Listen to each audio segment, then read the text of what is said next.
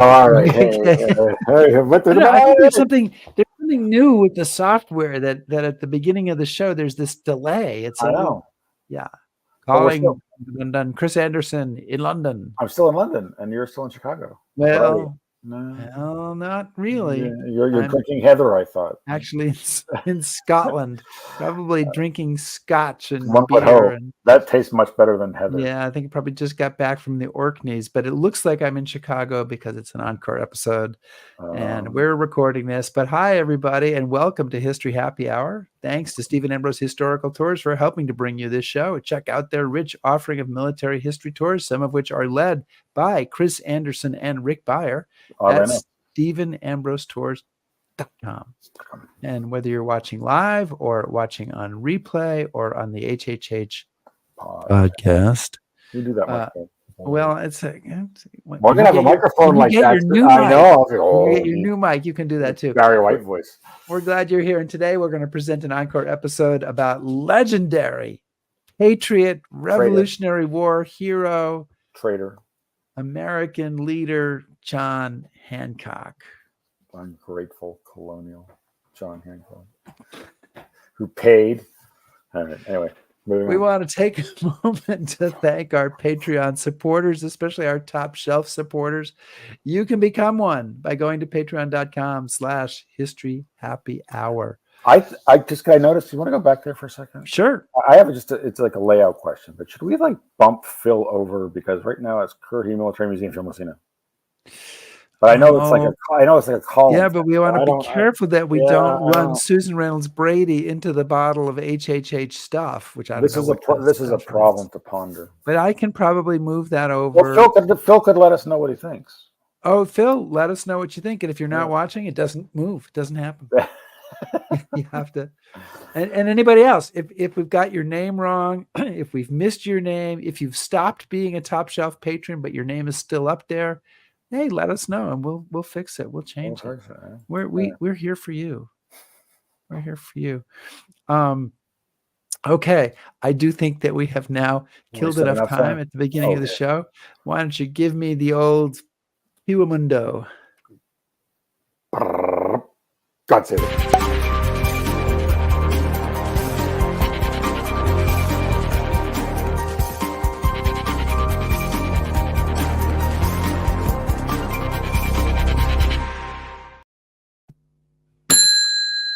The bar is open. The bar is open. I almost didn't play the open of the show. I'm a little rusty on the trigger finger.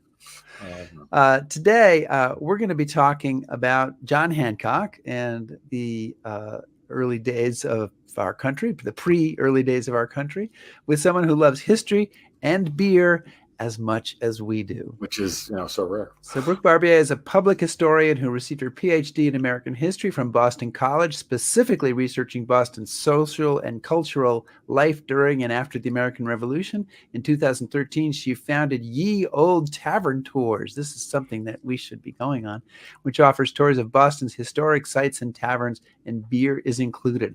And she is the author of a new book, which is called King Hancock, and it's about how shall we describe him, Chris? Well, you and I would probably describe him differently, Rick, so I would let you describe him. The patriot leader and lead signer of the Declaration of Independence. So we bring on and say hello to Brooke Barbier. Brooke, how are you? Hi, guys. Cheers. Cheers. Hey, look, what are you drinking? I have what I'm calling a John Hancock. It's a cocktail. Yeah, it's Madeira based because John Hancock loved Madeira, and with some pins and ginger beer. So it tastes like a Coke, but then I've made it a cherry Coke by adding some cherry liqueur and some preserved cherries. So It's like cherry John Hancock. I admire somebody that not only drinks when they talk about history, but puts a lot of thought and investment into it. Because Rick did a beer and I just did a scotch, but really, hats off. Yeah. We appreciate it, and our audience appreciates it. Look, everybody knows the name John Hancock, and everybody, at least in the U.S., knows that his name is at the bottom of the Declaration of Independence, a little bit larger, a little bit bolder than the other signatures. And honestly, Brooke, That's all they know about him. That's all many people know about him. So if you can start by giving us the quick overview, a sense of who he was and why you decided to write about him. Who John Hancock was a merchant who lived in Boston. Merchant at this time meant he imported and exported goods to and from Boston and had several stores in Boston. He inherited this business from his uncle. That's important to know that when he was 7, his dad died, and he went to live the rest of his life with his uncle who had founded this company, the House of Hancock. When John Hancock was 27, his uncle dies, and he inherits all of these business holdings. Not coincidentally, at this time, when he suddenly becomes a very wealthy man, he also gets a lot of attention and begins to get elected to political office. Hancock would eventually go on to become one of the most popular men in colonial North America. That is not an exaggeration. While we know his name today, in the 18th century, every American would have known his name. He becomes famous for that signature in his life and then much later in his life. And he signed first because he was the president of the Continental Congress. All right. Rick. Chris, so why? Chris, we all know all about back him, and forth. You know all about him, then, right? Okay, you want to end the show now? No, I want to end. Thank you very much, Brooke. We appreciate your coming. Kind of a source file, right? No, but why don't you tell us a little bit more about one of the things that I was interested in and I think is important? Talk a little bit about his education and where you kind of think his sort of thought process comes from and how that evolves. He was educated at Boston Latin School, which was a feeder school to Harvard. And then many students from Harvard would go on to become ministers. And that, up until John Hancock's dad died, would have seemed like Hancock's path in life. He was the son of a minister named John Hancock, who was the son of a minister named John Hancock. Stick with what you know. Yeah, but for his dad dying, he probably would have gone on to become a minister and maybe not existed in the public realm at all. But that isn't what happened. When his dad dies, he goes to live with his uncle in Boston. He gets schooled at Boston Latin and then goes on to Harvard. And then his next step in his education is to act as an apprentice of sorts to his uncle. So that meant going around Boston and learning the business of the House of Hancock. And it also meant going to London and meeting some of the business partners there and spending time there as well. So is there any indication, though, like from his education that he was radicalized or he always had a chip on his shoulder or like, do we know much about sort of where how he's forming these? Isn't that a question? So I wouldn't say Hancock's gift is not political ideology. What his gift is garnering public support.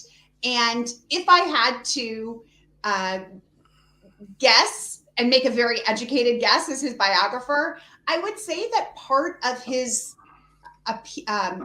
the reason he enters politics and likes it so much is because he wants to belong.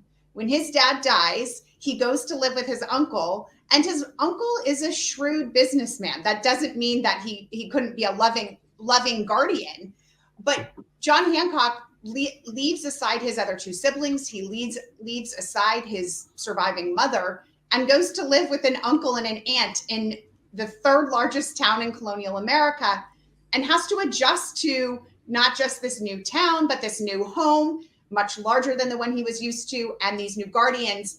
And I think that it meant, and I say I think because we just don't have the evidence for it. He didn't have a diary where he wrote and he said, "Oh, I'm always longing to belong." But based on what we do know about him from his records or what other people said, it does seem like he spent his whole life wanting to feel seen and connected with people. And one great way to do that in the 18th century was in politics. And his uncle and aunt had no other children, right? Is that correct? Yeah, and that's part of the reason why when John's dad, John, dies, that he goes to live with Uncle Thomas. Uncle Thomas had built this massive business.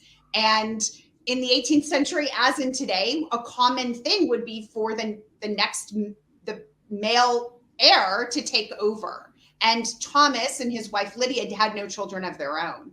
Okay, and I just want to add, since we're going to get into this, how did the family make all of its money? So this is what's so interesting, because when people hear that Hancock inherited his wealth, they think, oh, that's boring. That's like everybody else. But what's very different is that Thomas Hancock was the middle of three boys, and the eldest and the youngest went to Harvard. And Thomas was apprenticed out into Boston as a bookseller.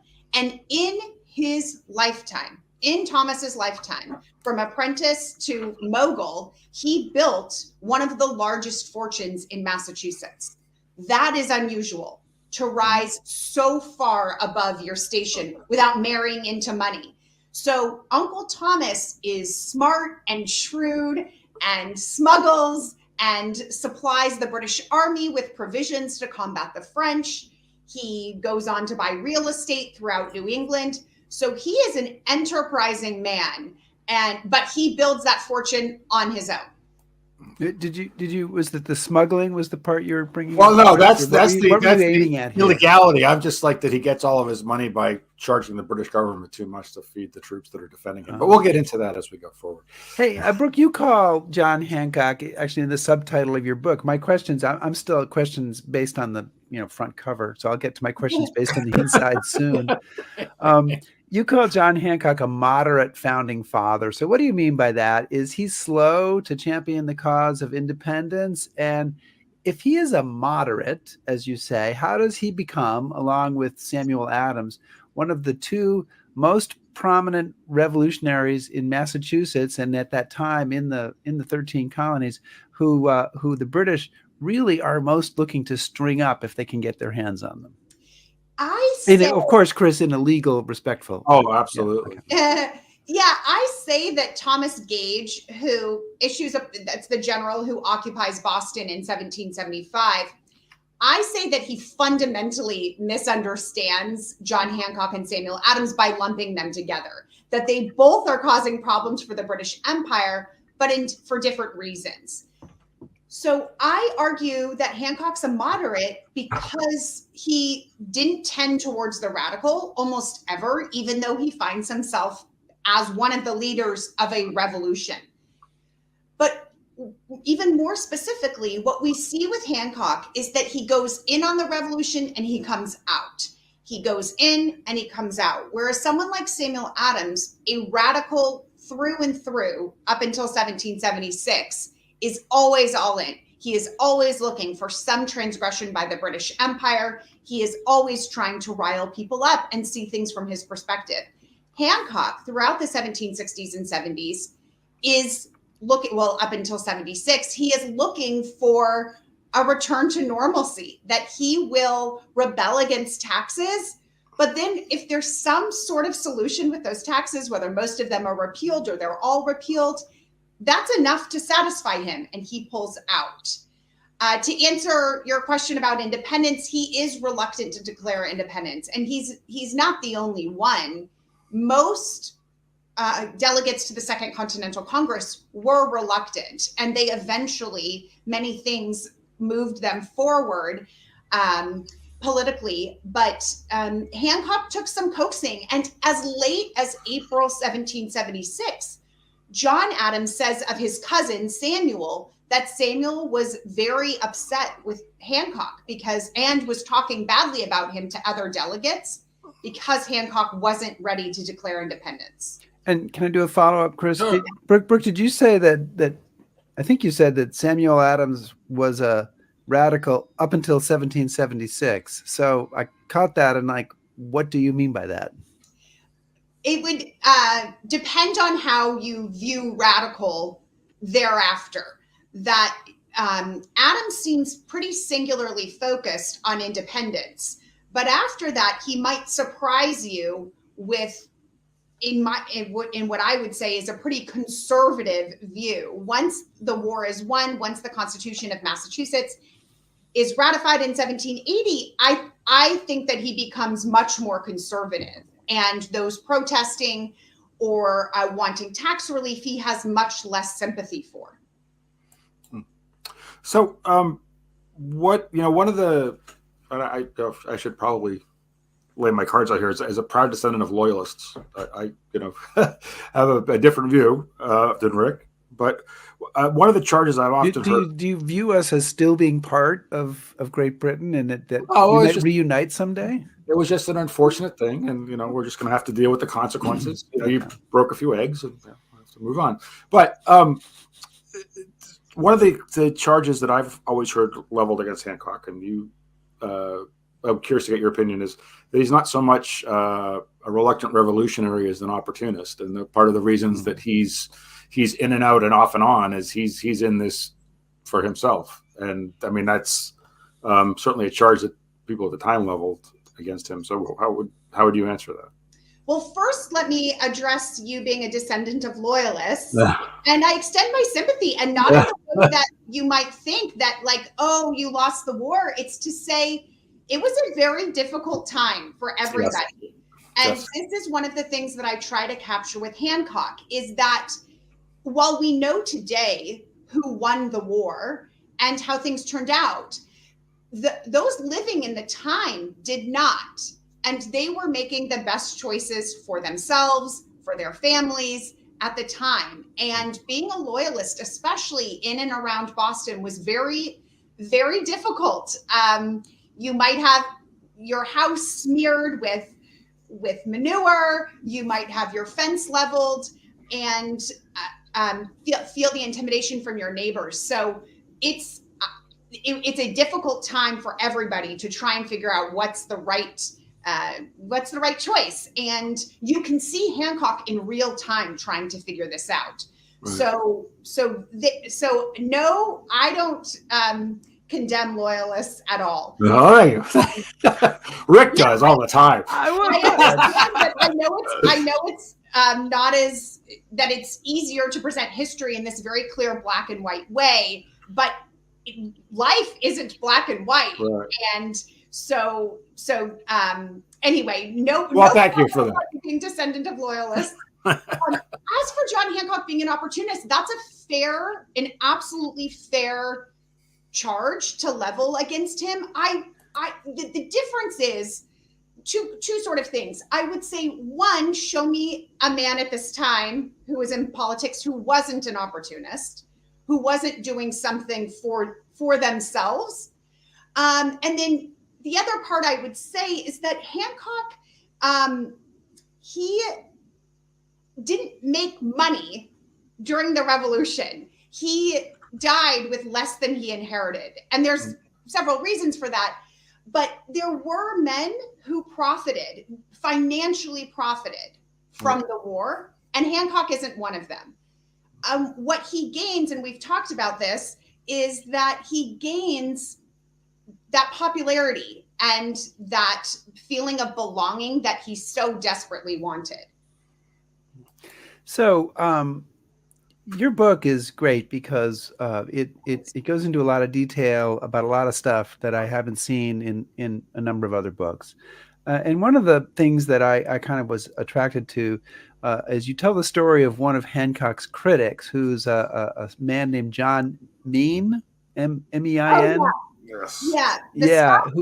Who is a Scottish immigrant who comes to the colonies and who runs a bookstore, and he kind of seems to have a grudge against Hancock from early on. And you devote a fair amount of space to this, not only to Mean and his complaints, but to how Hancock handles it. So can you talk about that a little bit?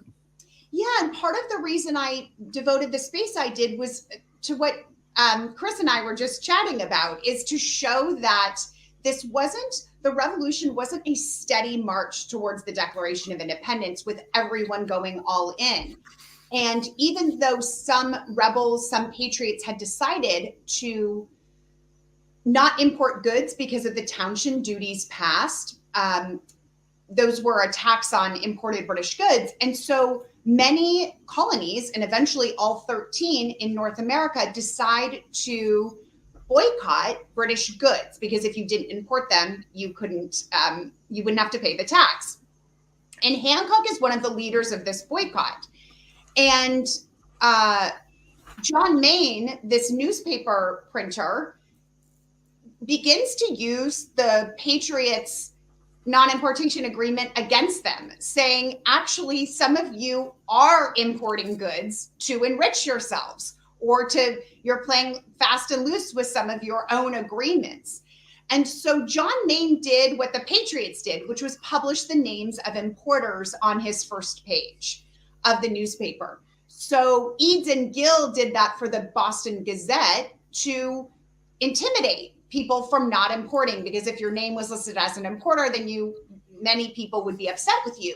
But Maine flips that and says, well, John Hancock actually imported goods that were in violation of this non-importation agreement, and here's the manifest from the ship. And this is really problematic for Hancock. In fact, Maine is being a little unfair by saying that Hancock's importing goods that weren't allowed, because Hancock says these are allowed. Yes, they're from Britain, but there are some of those goods that are allowed. But Maine's publicity eventually makes Hancock have to stop importing. He says, don't send me anything at all, because it's too troublesome for him publicly to be seen as someone violating this agreement that he tried to get everyone else on board with. And then what he eventually does is he has powerful contacts in London. One of those London contacts is owed money by John Main, and Hancock eventually bankrupts John Main, trying to collect on this Londoner's debt. So freedom of the press is great. Yeah, on one side. But maybe not so great if the press is against me. So that's maybe a little part of the opportunist. I'm glad you picked that up, Rick. I'm right. I'm swift. I'm on it. Yes, and the other component here too is that John Adams served as Hancock's lawyer to try and recover Maine's debts. So John Adams is right there in the thick of this as well. If only the BBC had been, if there was a BBC America channel at that time, they would have been all over this. They would have had guests on, and it would have been a spectacle to see. Well, in some sense, too, there is this happening because Hancock gets maligned in a Newport newspaper in Rhode Island, and he defends himself in a Pennsylvania newspaper and a New York newspaper. This isn't a transgression that just Boston is looking at. It's being observed by other colonies as well. And Hancock began by having one of his employees defend him. And then he had to come out himself and say, I've never imported, I'm being falsely represented. But it seemed enough. I couldn't find a letter or an account of someone saying exactly, oh, now we don't trust John Hancock. But there was enough back and forth in the media and enough discussion, as you're sort of alluding to, what might happen today. But back then there was, some back and forth in the newspaper, and Hancock eventually, it wouldn't do for his employee to defend himself. It had to be him. So one of the other things that you talk quite a bit about in the book that is an interesting point, and it raises questions that we can talk about, but is his relationship with the masses or the lower orders or anything that you would want to say that. You have a quote in the book talking about this, and you say that an observer at the time saying, he is so frank and condescending to the lowest that one would think he was talking to his brother or a relative. And kind of a relationship like that at that time is unusual. You certainly don't see it with Adams or any others. So what is his relationship with people, quote unquote, beneath him? And do you think it's a genuine one, or is it? I do actually think it's genuine. And that's what makes him so effective at it. If he was faking it, I don't think he would have been able to gain the popularity he did. And the account you just read is one of many when people say that he was good at mingling, he was good at connecting with people. I think he realized pretty early on where the power came from. And the power came from the lower orders working together in a group. They could be very intimidating, especially in Boston. They had a history of mob violence, which was permitted at the time in some social way, to say, if you have a grievance and you mob against that grievance, if that grievance is addressed, well, then you have to stop mobbing. And so Hancock saw the power of mob violence, and he also, so he knew that if he was to remain popular, it should be with those people. But he also loved to entertain. He loved to host people in his home and at taverns and he would pay for it. And this was, again, a way that he connected with people. Alcohol brings people together. It does. I'll tell you to that. Here we are. Here we are, yes. And Hancock was so smart about that, about buying people food and drink and bringing them together. And that helped build this popularity in Boston, and then the countryside of Massachusetts, and then the other colonies. And I do find that it was sincere. There's one instance that you may recall in the book, it comes much later, when he's governor of Massachusetts, Hancock is, and he's hosting at least one French aristocrat in his home. And the Frenchman writes that he says there was a hatter at the dinner. That means a person who made hats. That is far beneath Hancock's station as a governor and far beneath a French aristocrat. And he says, and the governor was friendly with him. And you can tell that the French aristocrat is puzzled. And maybe he doesn't indicate tone in the letter, but he could be annoyed by it or find it humorous or just quirky. But this is what makes me think it's sincere. He's not putting something on. He's hosting a hatter who was a good friend of his. I believe it's the hatter Nathaniel Balch, who was a friend of his, with others who would usually not be mingling with a hatter. So John Hancock is very prominent in Massachusetts. He's in Lexington when the British march on Lexington and Concord. He and Samuel Adams together ride to Philadelphia, to the cheers of crowds as they get there. But how does John Hancock get appointed president of the Continental Congress? He's not a great military man, although he kind of dreams of being. He is an orator, but he's not a great orator. He's not a great thinker about ideology. Why is he appointed president of the Continental Congress at what is going to turn out to be the most critical time of this Congress? Yeah, the moment for him. He gets appointed because he's a moderate. The first president of the Second Continental Congress was Peyton Randolph from Virginia, and he was also the president of the First Continental Congress. He gets called home to Virginia to tend to colony legislative matters, and they look north for their next president. So Massachusetts was a populous state. It had a tremendous amount of clout because so many revolutionary activities took place there. Samuel Adams was too radical to serve as a president. I mean, he would not have been a popular choice, for example. But Hancock had that name recognition. He was wealthy, so he had more to lose than an Adams cousin, John or Samuel, for example. But he also had revolutionary credentials. He was supposed to be that target on the morning of the battles of Lexington and Concord. His persecution by the British was known by other colonies. So he satisfied sort of all sides. That he was conservative because of his wealth and his track record of sort of going in and then out. He's from Massachusetts, strong revolutionary credentials. And then he himself has some history of being a very against the British Empire and taking strong stands. But this is the single most important in his life, and he wouldn't have known it. No one would have known it at the time, that this would be what propels him for us to all know his name today.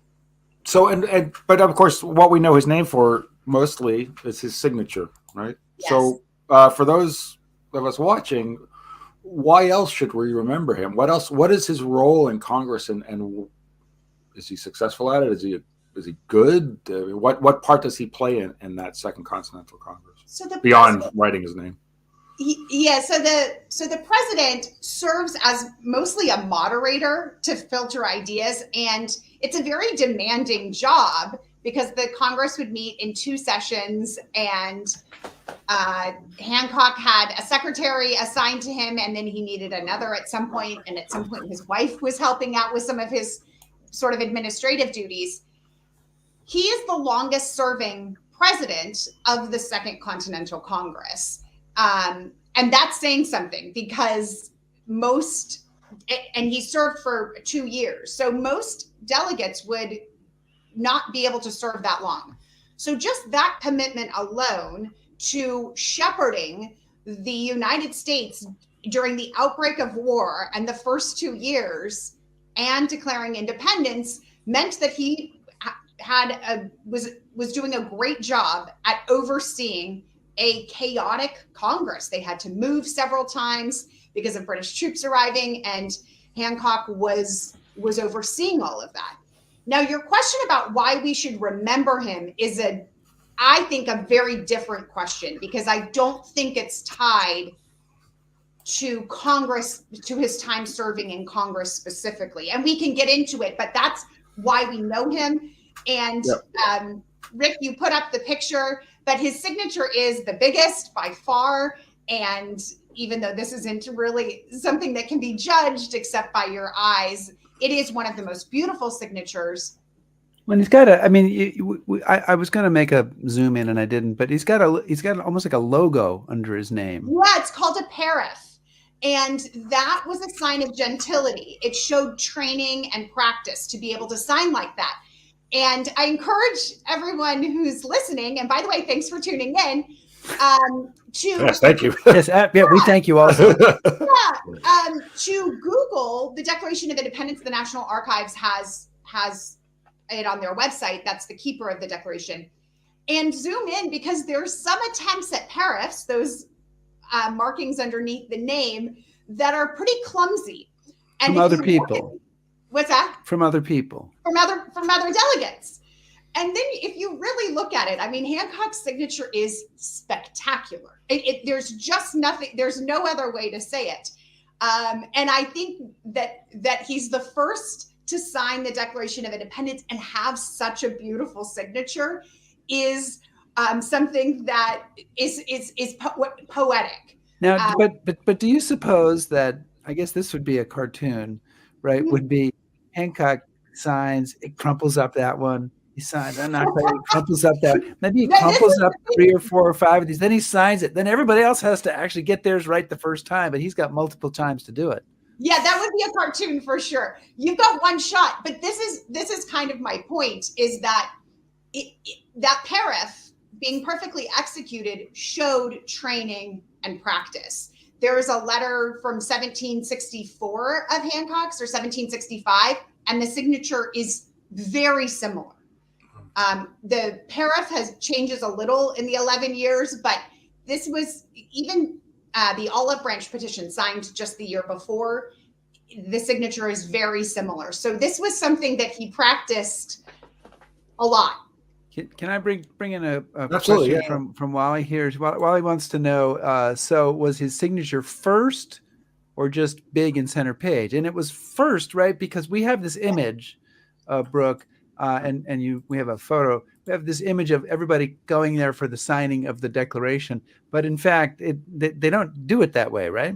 That's right. So thanks for the question, Wally. He is biggest because he's the president of the Second Continental Congress, and also he tended to sign his name pretty large when compared to the script of letters. For example, the text of the letter, and then he would sign much bigger.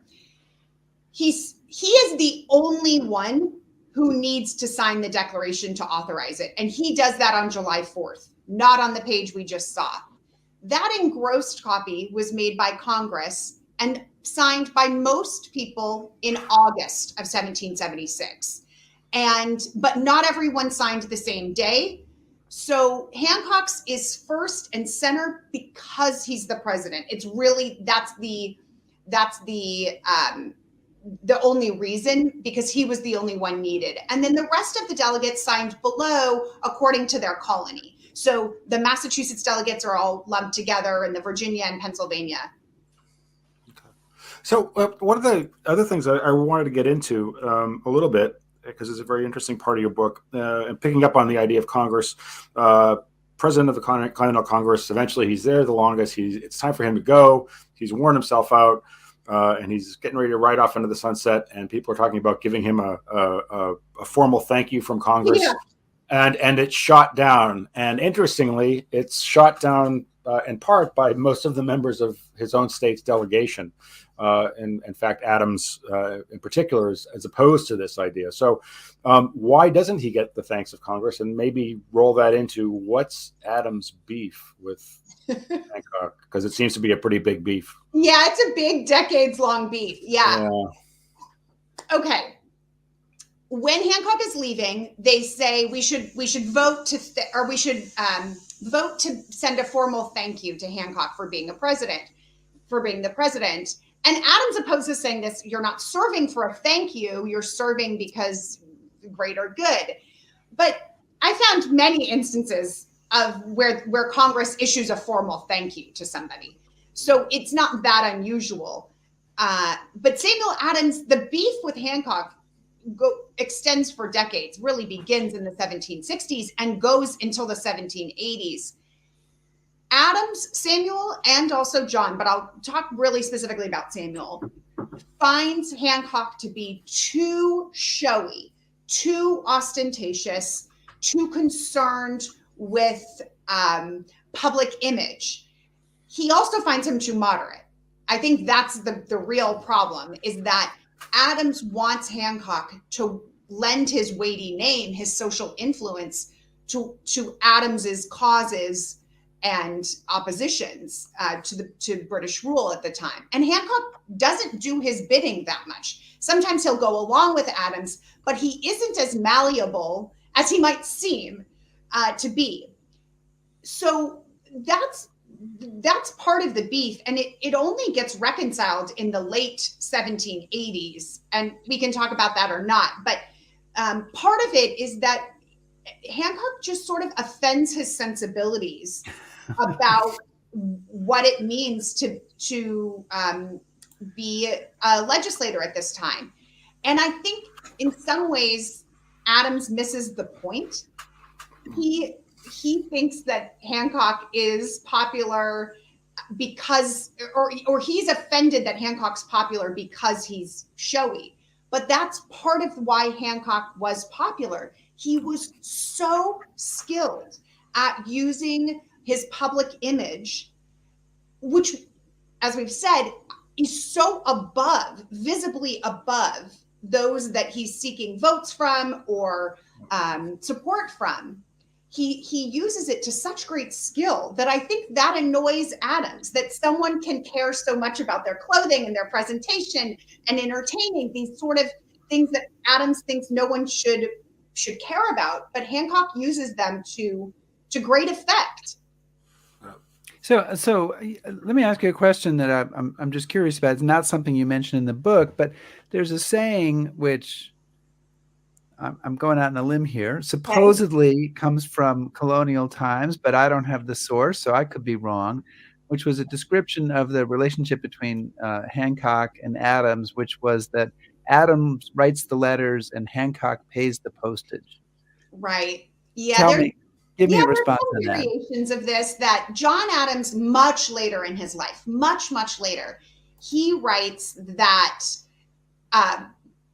he and Samuel were walking through Boston and they paused at the base of Beacon Hill and looked up to Hancock's mansion at the top of Beacon Hill. And there we go. Nicely done, Rick. They look up at the base and Samuel says to John, Boston has done a wise thing by electing Hancock today. This is in 1765. For they've made that young man's fortunes their own. Now, I don't buy that story at all because it's saying that somehow Samuel Adams and John Adams knew that there would be a war more than a decade later, that somehow they'd form their own country. So that story is, I think, John Adams looking back and trying to figure things out and line up Samuel Adams' cunning and smarts and ability to see the future. So to your point, there's a lot of stories about Hancock's fortune being used to pay for the revolution. But that isn't really a charge that we hear from his contemporaries while he's alive, whether charge being good or bad. They don't use it as his credit, saying, "Oh, he paid for this," and certainly his supporters would have said something like that. So I think it's a way to understand the revolution after the fact, and in some ways, Chris, this might get at your question too about his popularity and how he's remembered. That maybe as people were trying to find a place for him, they say, "Oh, his place was because he was wealthy." So I don't know the origin of why that story came about, but it comes later, after his death. Well, I was going to kind of add to the kind of the conversation because it touches on Rick's question in my earlier one. But I mean, a lot of the things that were, I guess, popularly known about him is that are impressions that Adams leaves. Like, that whole, he really wanted to be general. Yeah. I mean, so was a lot of what we know about, is that true? Or is that just Adams being jealous that Hancock was the cool kid at the party and he wasn't? I think it's the latter there. Yeah.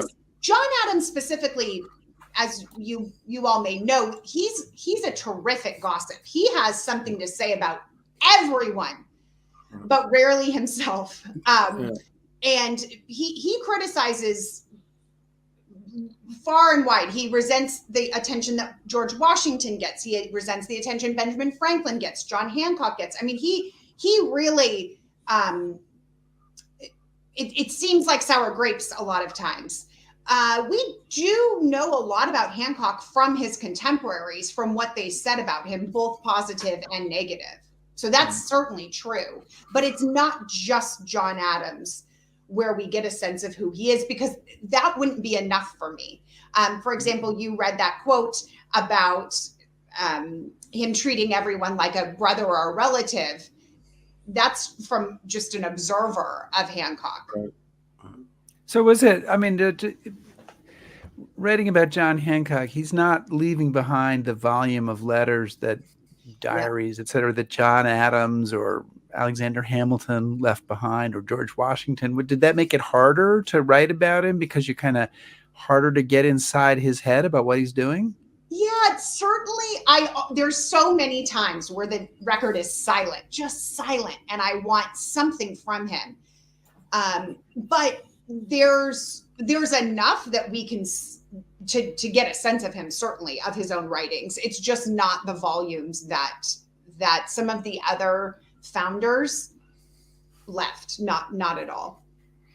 And so you just said founders, and one of the questions I wanted to put to you, and seems to be as good a place as any, is Hancock in the first tier of the founding fathers, or is he a secondary player? I know many shows ago, Rick and I had a very intense discussion about a certain finance person and whether he was actually a founding father or he kind of came along later, Mr. Hamilton. So would you consider, was Hancock, is he a Washington, a Jefferson, or is he just kind of there? Well, I think I need to know your tiers. I need to know your last person in tier 1 and your first in tier 2 to know where he lands. Who's your first in tier 2? Chris? Who's my first in tier 2? Well, I'm the wrong person to ask this question.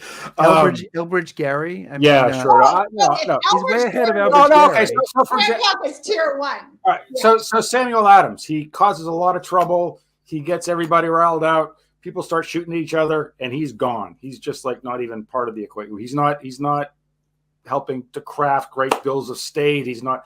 So Hancock. So I would say I would call Sam Adams a second tier. Okay. Ooh, that's harsh. Well, you asked. No, I didn't. Well, I did ask. So tier 1, are we talking tier 1's Jefferson, Franklin, Washington, John Adams? Yeah. And then guys that are on coins and money.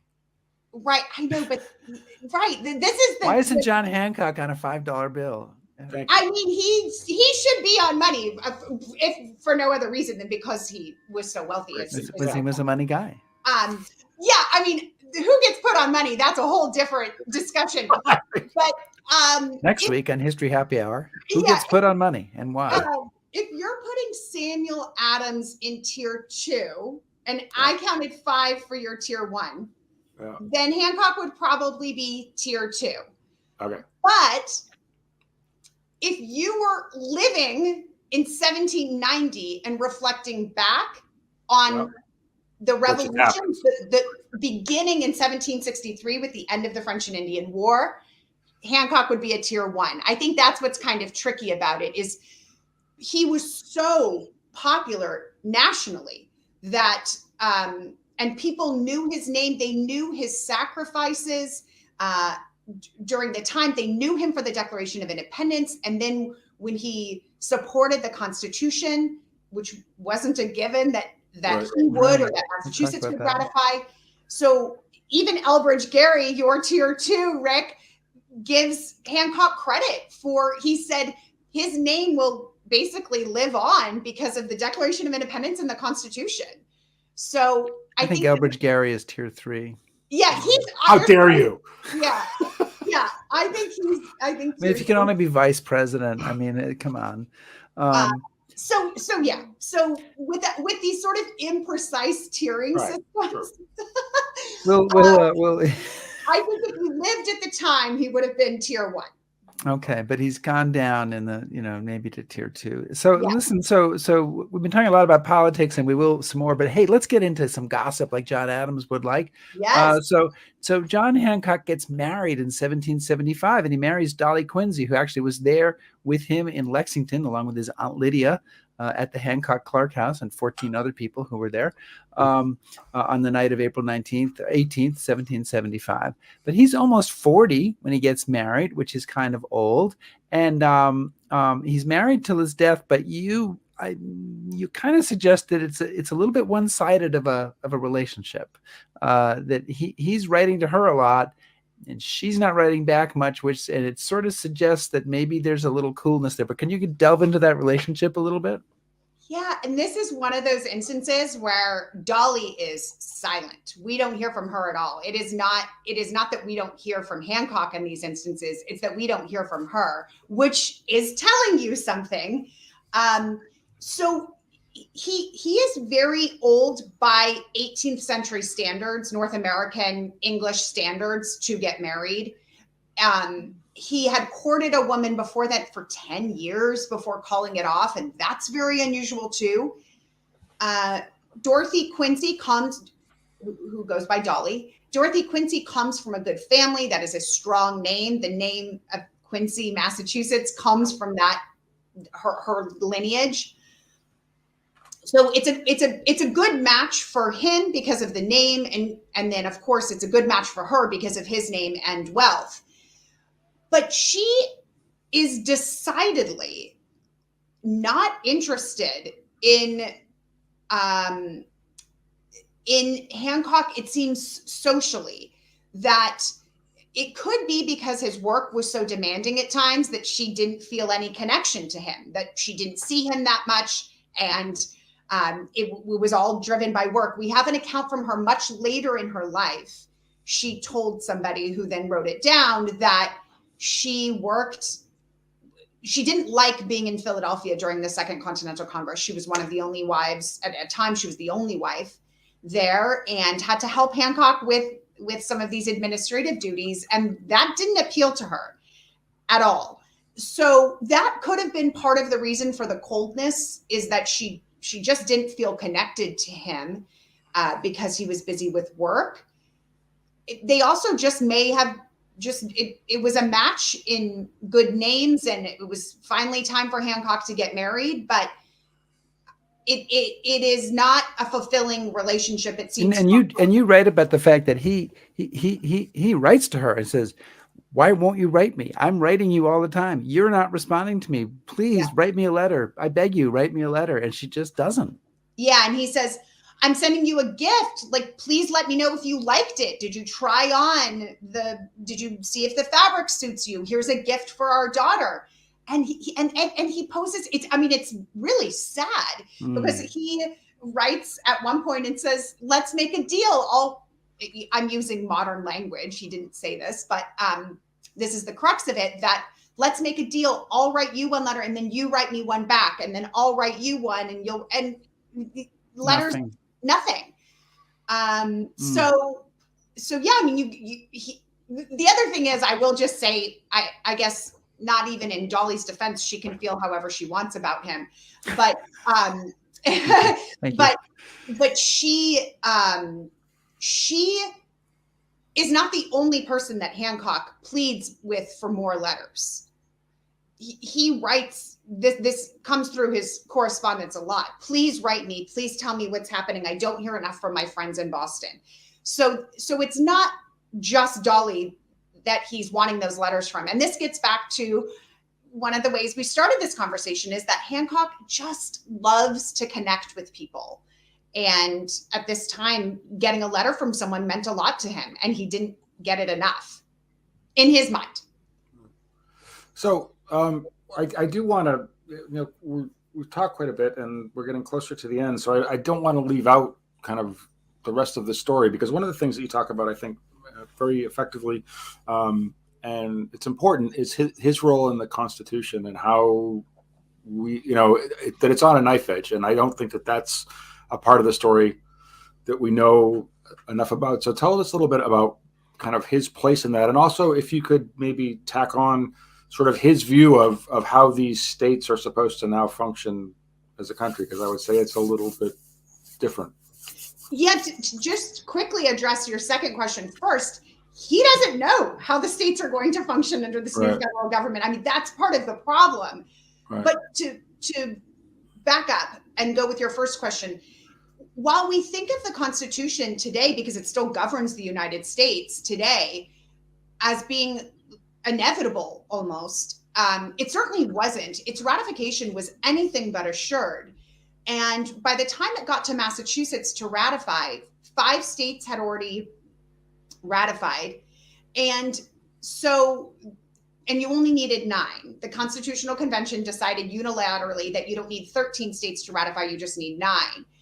And so they're already halfway to this point, but Massachusetts hasn't weighed in, and they are considered by contemporaries. This isn't a historian saying this after the fact. This is people at the time saying that they were considered, in essence, a swing state, that if they ratified, New Hampshire likely would, New York would likely be more likely, Virginia would be more likely to ratify, because it had a high population and because of its strong revolutionary credentials. George Washington and James Madison even write, saying, Washington says, we will be affected here being Virginia, by what happens in Massachusetts. And in Massachusetts, it was about 50-50, split for and against the Constitution.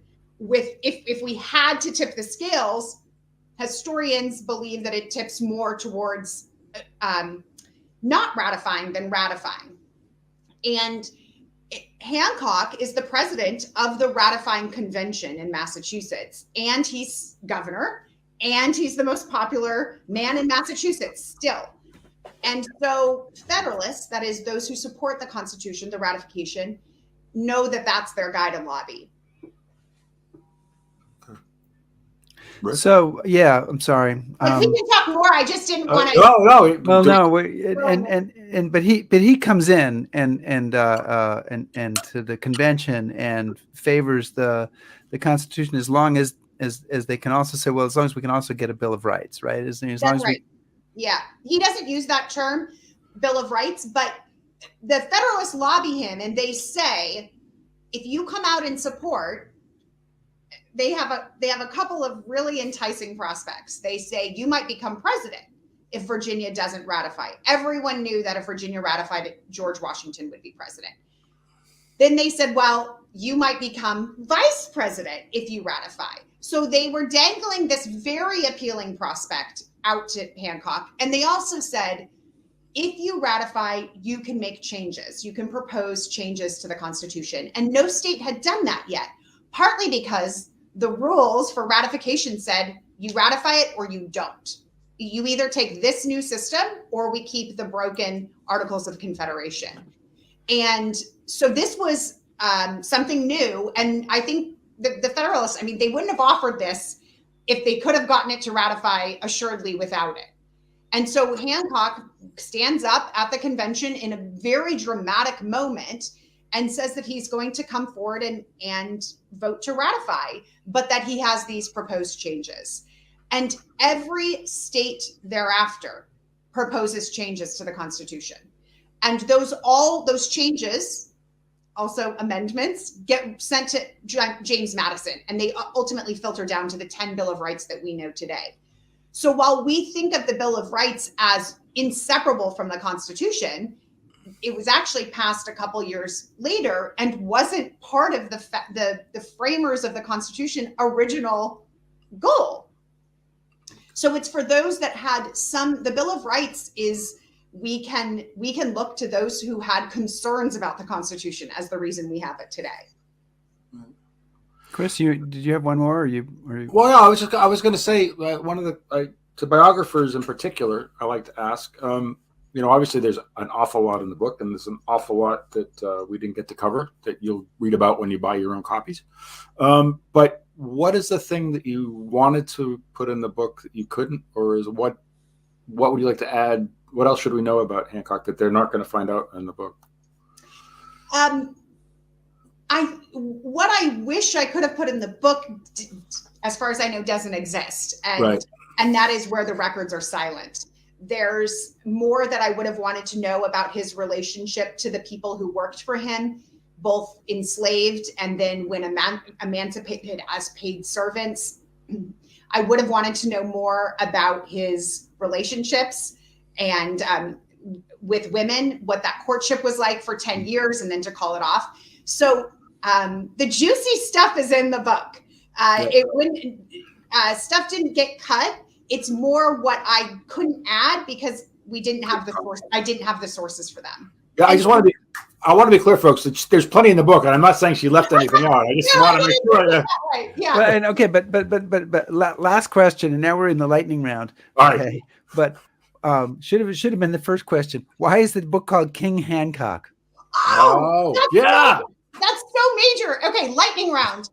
After the Boston Tea Party in 1774, the British occupied Boston, British officers, and they question this guy named Samuel Dyer, a Bostonian, and they say, who ordered the destruction of the tea? That is the Boston Tea Party. And he says, nobody. And this British officer says, you're a damned liar. It was King Hancock and the damned Sons of Liberty. That is the first time in 1774 that we hear this nickname being used, and it's being used derisively as an insult. It's clever because it captures Hancock's immense popularity, but it also puts down the colonists for being these sort of bumpkins that the best they can do as a king is this guy on the top of Beacon Hill, John Hancock. Okay, here's where it gets interesting, and this you have to hear as part of this story, is on the day that the Revolutionary War began in Lexington and Concord, the battles of Lexington and Concord, British troops have to retreat 20 miles out of Concord home to Boston. And they are being fired on by colonists in the countryside the whole way home. And it's worse than just being fired on. They can't see where they're being fired from because colonists are hiding behind walls and inside homes. And so these British soldiers are being fired on. They can't see their attackers. And then their humiliation continues because colonists cry out as the British are retreating, King Hancock forever. So they had taken this insult and appropriated it to make it a rallying cry on the day the fighting began. That is Hancock's power. At the time, he'd be a tier 1. That's the title of the revised copy. King Hancock, a tier 1. Well done, John Hancock. Well done, Brooke Barbier. Thank you so much for joining us today. Brooke's book is King Hancock. And it's the story of John Hancock. There's that great signature on the cover. It's definitely worth a read. Brooke, thank you so much for joining us today. We really appreciate it. She's got them all. Thank you so much. So next week, I will be back home.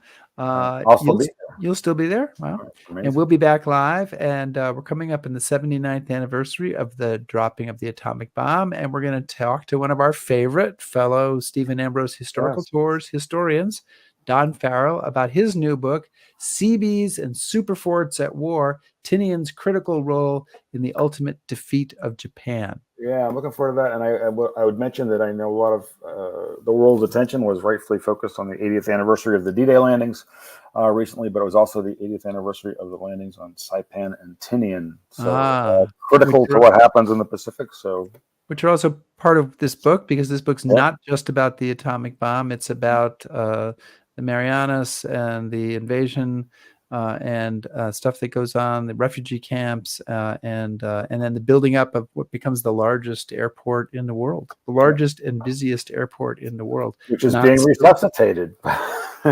Is it? Yeah. Oh, wow. Okay.